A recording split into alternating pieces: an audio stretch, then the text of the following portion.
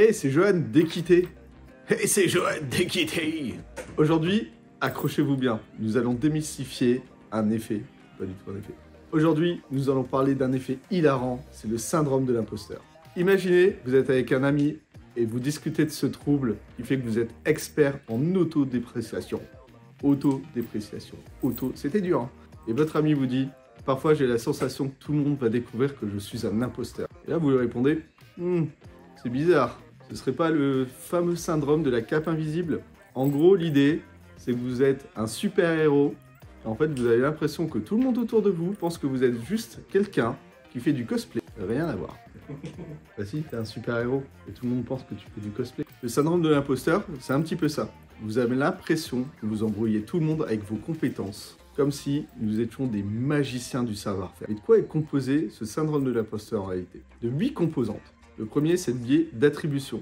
Vous avez l'impression que toutes vos réussites sont liées à des éléments extérieurs, mais pas à vos propres compétences. 2.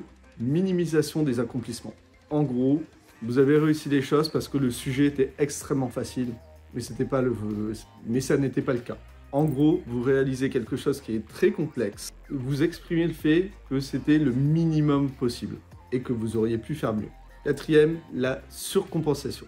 Pour compenser le sentiment d'insuffisance, vous travaillez tard le soir, même lorsque ce n'est pas nécessaire, sacrifiant votre équilibre vie pro, vie perso, ne serait-ce que pour garder une image d'efficacité. 5.